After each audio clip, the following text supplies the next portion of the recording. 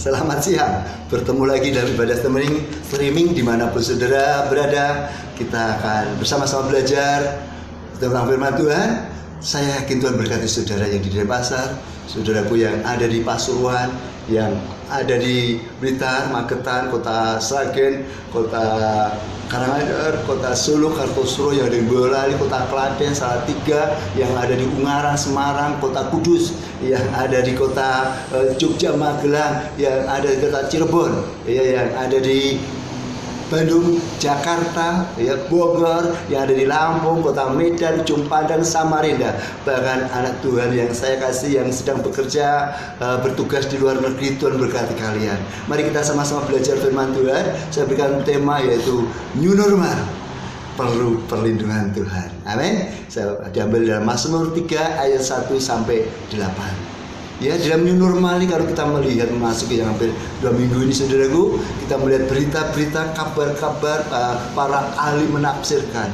Banyak orang-orang pintar yang kita lihat di televisi, yang dimanapun dia menyampaikan sesuatu, apa yang sedang mereka pertimbangkan, perhitungkan, apa yang mereka prediksi selama mungkin 1 bulan ke depan, 3 bulan ke depan, 1 tahun ke depan, 3 tahun ke depan, bahkan ada yang 5 tahun ke depan. Saudaraku, sebagai anak Tuhan, ya, sebagai anak Tuhan, ya, kalau kita tidak kuat dalam iman, atau mungkin saudara ekonominya belum pulih, usaha belum pulih, keuangan belum pulih, baru saudara belum dapat pekerjaan, saudara baru kemarin dapat PHK, ya, banyak masalah yang menghimpit keluarga kita, masalah kita, keuangan kita, saudaraku. Kalau kita nggak hati-hati, saudaraku, kekhawatiran itu bisa menyerang saudara dan saya. Kekhawatiran bisa meliputi saudara dan saya. Nah, kalau kekhawatiran itu begitu dominan menguasai kehidupan kita, ya, hati-hati saudaraku. Bisa-bisa saudaraku, kita akan tidak mampu melihat anugerah Tuhan, pertolongan Tuhan. Karena apa? Khawatir menguasai kita. Namun kita perlu belajar pada satu pribadi yang bernama Daud. Daud punya alasan untuk selalu khawatir. Namun kita belajar pada dia. Kenapa Daud tetap tegar menghadapi tantangan hidup di dalam zaman kejamannya. Ya, Mazmur 3 ini saudaraku berbicara tentang bagaimana dia mengungkapkan perasaan kepada Tuhan. Kenapa? Karena Daud kenal Tuhan. Ya. Daud hanya sangat amat percaya, Daud hanya sangat amat percaya bahwa Tuhan adalah tempat perlindungan. Ya. Kenapa? Karena Daud sering menghadapi masalah-masalah yang luar biasa. Apalagi dalam Mazmur 3 ini Daud sangat terpojok, terpukul musuh-musuh yang sangat amat menyakitkan hati seorang manusia. Mari kita belajar setback tentang apa yang dialami Daud. Ketika Daud anak-anak dan menggembalakan domba, ya, dia sudah punya musuh waktu dia menggembalakan domba, yaitu singa dan beruang. Namun kita bisa melihat, Alkitab mencatat Daud mengalahkan singa dan beruang.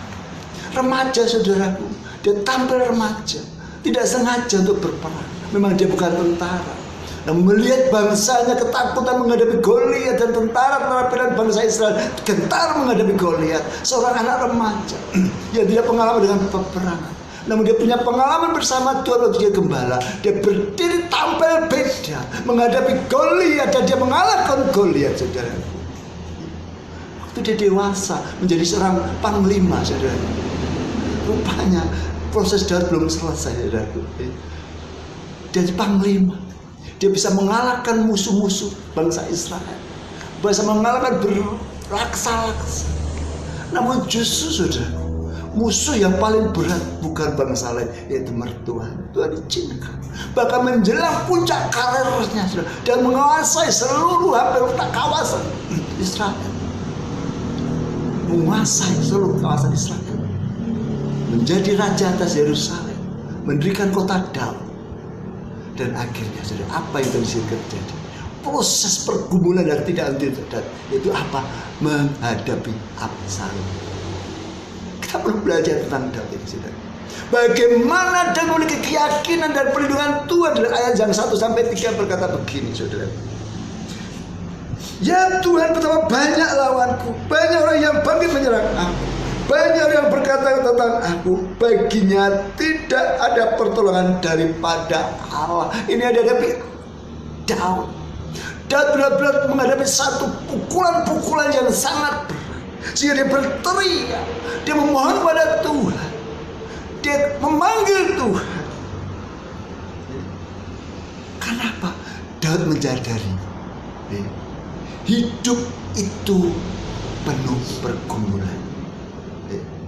Saudaraku, kita masuk dalam new normal ini.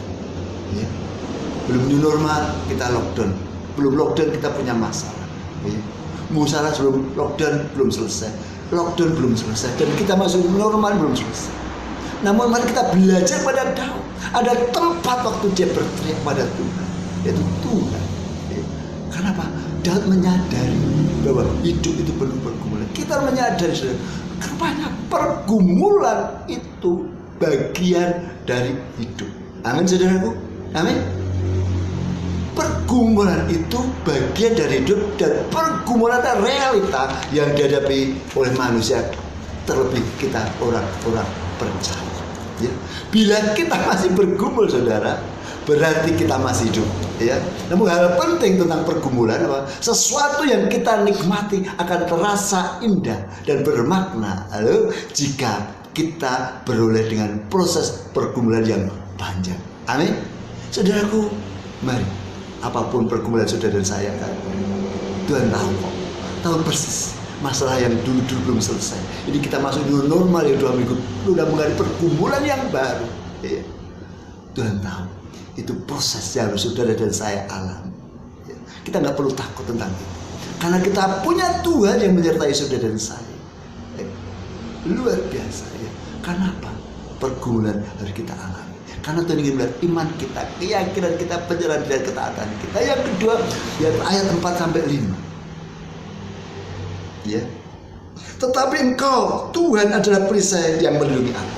Engkaulah kemuliaanku, dan yang mengangkat kepalaku. Dengan nyaring aku berseru padamu, dan ia menjawab aku dari gunungnya yang kudus. Tetapi Engkau adalah perisai yang melindungi aku. Daud yakin bahwa Tuhan adalah yang melindungi.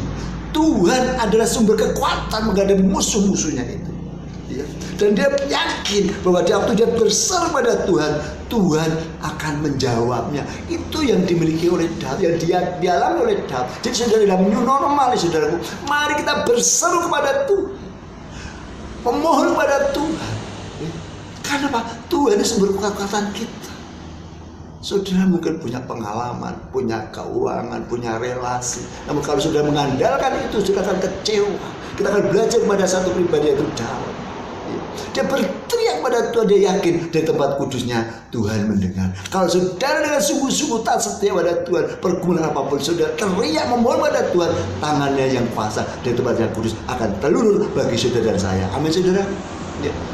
Daud tidak pernah terpengaruh dengan masalah yang dihadapinya. Wow, luar biasa. Kita perlu belajar dari dia. Sebagai manusia mungkin tetap secara matang, namun dia tidak terpengaruh. Mungkin sudah berpengaruh, ekonomi saya seperti ini, Pak Yono, keuangan saya seperti ini, masalah tagihan bank, karyawan, dan saya masih nganggur, saya belum dapat pekerjaan, saya belum dapat hidup, udah saya seperti ini, Pak Yono. Namun saudara saya katakan, jangan terpengaruh, karena waktu izinkan terjadi dalam kehidupan kita dalam new normal ini, saudaraku. Mari saudara, jangan gentar terhadap musuh itu. Jangan gentar, kita hidup bersama Tuhan. Amin, saudaraku. Saya bisa menyadari, entah itu. Saya pun sama, saudaraku, sebagai hamba Tuhan, harus berdiam diri, saudara. Namun saya tidak gentar menghadapi apa yang Tuhan izinkan terjadi. Yang ketiga, saudaraku, ayat yang ke-8 ke-9. Bangkitlah Tuhan, tolonglah aku ya Allah. Ulang lagi, bangkitlah Tuhan, tolonglah aku ya Allah. Ya, Engkau telah memukul rahang semua musuhku dan mematahkan gigi orang-orang fasik, dan dari Tuhan datang pertolongan berkat-Mu atas umat-Mu. Luar biasa, saudaraku. Rupanya yang ketiga, Daud itu menaruh hidup, Daud itu menaruh hidup dan dirinya kepada Tuhan. Sehingga saya berkata begini, ayat 8 tadi, saudaraku, bangkitlah Tuhan, tolonglah aku. Ya Allah, Engkau yang telah memukul rahang semua musuhku dan mematahkan gigi orang-orang fasik. Dari Tuhan datang pertolongan berkat atas umat-Mu. Dia tahu bahwa pertolongan itu datangnya dari Tuhan, saudaraku. Daud rupanya tidak bergantung dengan senjata.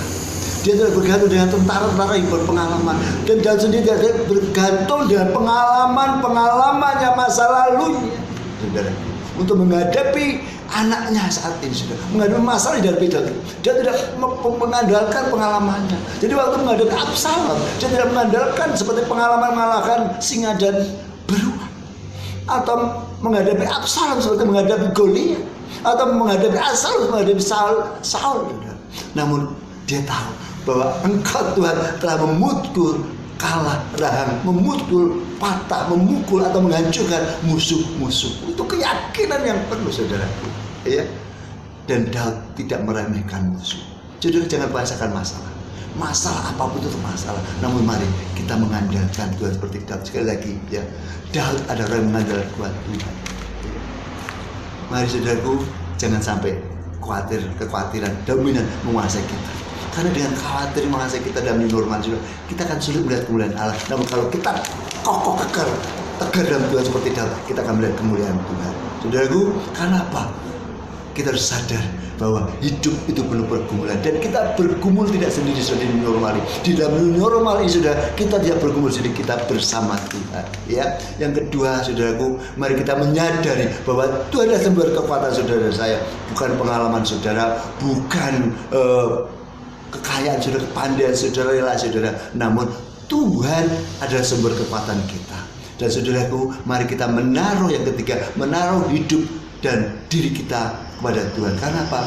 Tuhan tidak mau kita bergantung dengan masa lalu kita, dengan pengalaman seperti apapun. Tuhan mau saat ini dalam new normal ini kita bergantung pada Tuhan, karena untuk mengalahkan atau menghadapi new normal ini ke depan, saudaraku, Tuhan yang akan tahu bagaimana caranya menolong keuangan saudara.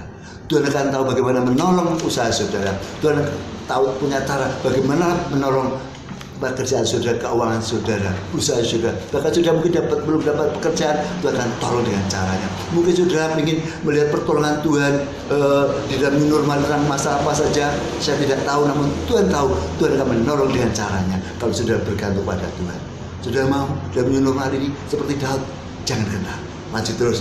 Justru dalam normal ini kita akan melihat kemuliaan Tuhan yang dasar. Segala pujian, hormat, kemuliaan bagi Tuhan. Mari kita masuk dalam doa. Terima kasih Tuhan, hamba-Mu selesai berbicara, menyampaikan pesan-Mu.